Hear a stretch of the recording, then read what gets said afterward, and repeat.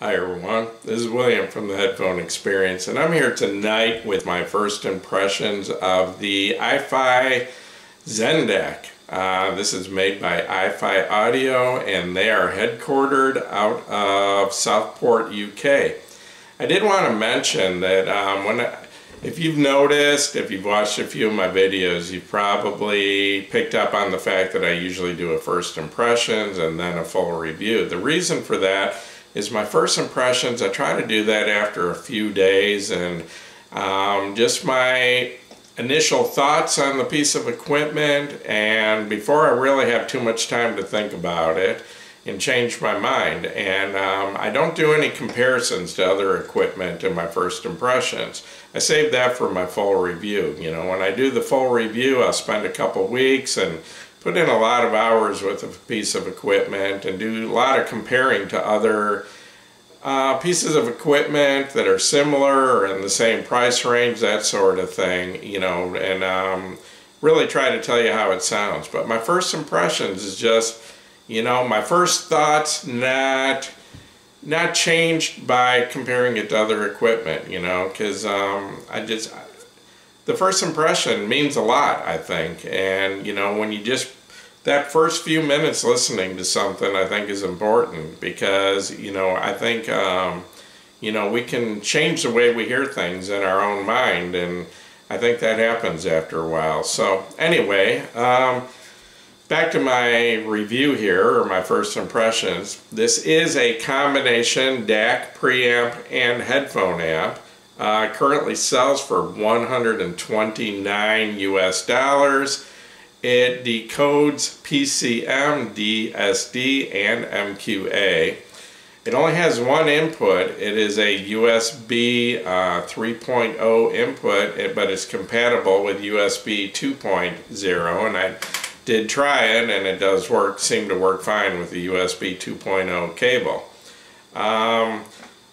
The outputs on this, you have one set of RCA analog outputs that are, it is volume controlled as a preamp, or you can set it to fixed. And then it has a 6.3 millimeter single-ended standard headphone jack on the front, and a 4.4 millimeter Pentacon balanced headphone jack on the front. This unit uses a Burr Brown DAC chip. The total harmonic distortion, and this would be the headphone part of this, the headphone output, is rated at 0.005% distortion. The signal to noise ratio is 113 decibels, and the output impedance is rated at less than 1 ohm. I did want to show you the unit a little bit, give you a view of the front. You've got your volume knob, your 6.3 millimeter single-ended headphone output, your 4.4 millimeter balanced Pentacon output, and over here you have this is basically a gain control. It is called Power Match, and it gives you two different gain settings. The lower setting would be for like IAMs and earbuds, and then the higher setting would be for full-size headphones. And then you've also got, it's called True Bass, this button. It's basically a bass boost, and it's made mostly, I think, for earbuds. Seems to, the headphones I've tried so far, it seems to give them a little bit too much bass, in my opinion, in full-size headphones. But I'm not really a bass head. I like pretty much neutral headphones, so if you're a little bit of a bass head, you might really like the bass boost on this. Anyway, this thing measures at about 6 1/4 inches wide. It is about 4 5/8 inches deep, and that would include the volume knob and the analog outputs on the back. And it is about 1 3/8 inches tall. And it weighs in at 1.8 pounds. This thing is actually pretty heavy and feels pretty substantial. I really like the materials. I like the look of it, and the build quality seems to be outstanding. The single-ended output on this is rated at 230 milliwatts into 32 ohms, and that's at 1% distortion. The balanced output is 330 milliwatts into 32 ohms, also at 1% distortion. I did want to mention, I wanted to show you the back, I almost forgot. You've got over here, you've got a 5 volt DC power input, but you don't need to use that if your USB is supplying power. It will power up and run just fine off of your USB.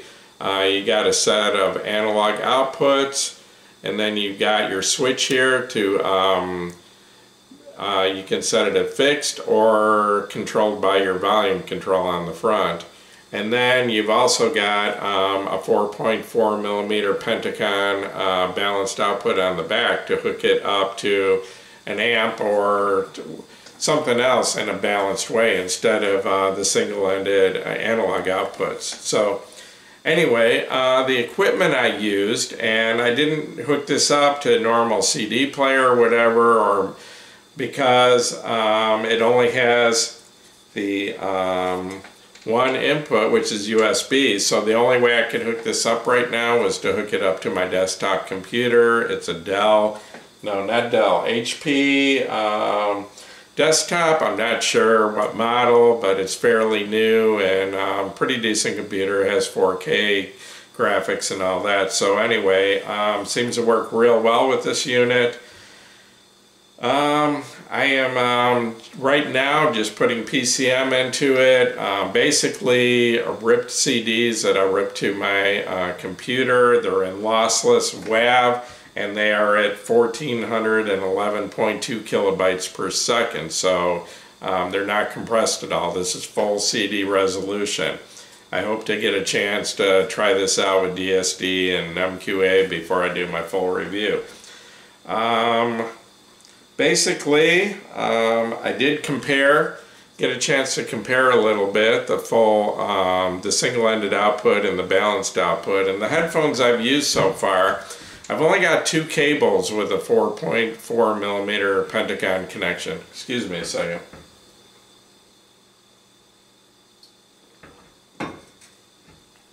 I've got a pair of earbuds with a 4.4 millimeter balanced connection, and then I've got a really nice silver cable that was sent to me a while back by Meza. It's an upgrade cable for the 99 Classic headphone, and it has a 4.4 millimeter Pentagon balanced plug at the amp end and then 3.5 millimeter connections at the headphone end. And so the 2 headphones I have right now that I can match up with that are the Hi-Fi Man Sundara and the LSA HP2. So I've had a chance to listen to both the balanced and single-ended output of this with both the Hi-Fi Man Sundara, which is sort of hard to drive, not extremely, but it takes some decent power to drive this Sundara, being a planar magnetic headphone.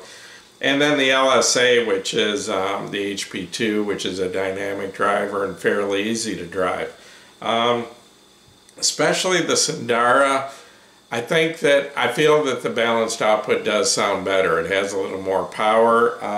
Basically, using the single-ended output, I'm at about 11 o'clock on the volume knob with the Sundara at a comfortable listening level. No, I'm at about 12 o'clock.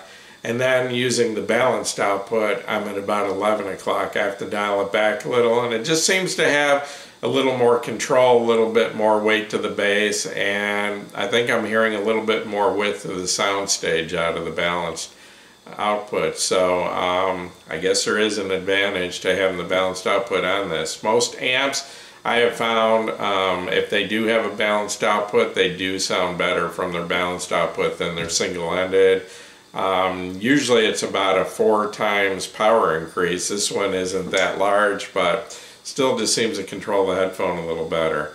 Basically, my opinion of this so far is at $129, I really don't see how you could beat this. I mean, it sounds really good. I mean, I'm listening with some pretty decent headphones, and it just has a really good sound. It seems to be dead quiet. And, you know, the background, as far as, you know, any noise or hiss or anything, it's really quiet even with more sensitive. I tried it with the Grado SR80 headphones, which is pretty sensitive. And even on high gain with the volume turned up all the way, I could barely pick up just a slight hiss in the background. Way louder than you would ever listen to it.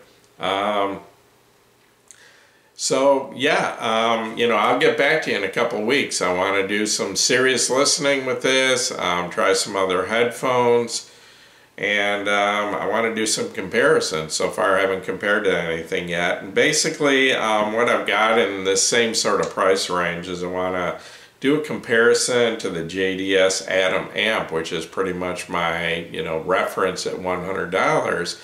In this, you're getting an amp and a DAC at that price. So if it sounds anywhere near as good as the Jds Atom, you know, this is a fantastic deal. It's $29 more, but you're getting a DAC thrown in.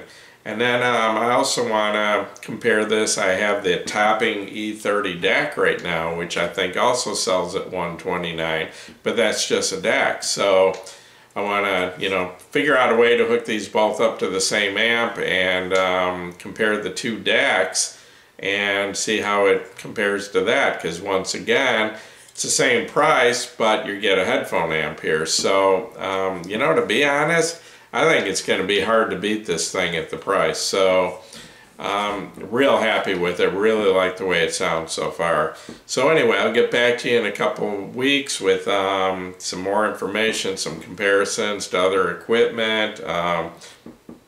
Excuse me, I spent some more time with it. Listen to some more varieties of music and all that, and get back with my full review of this. So I'm going to wrap this up. Once again, this is William from the Headphone Experience. If this video has helped you, please give me a thumbs up. Please subscribe to my YouTube channel, and you are all welcome to join us at the Headphone Experience on Facebook. We are now up to over 9,100 members. Thanks for watching my video.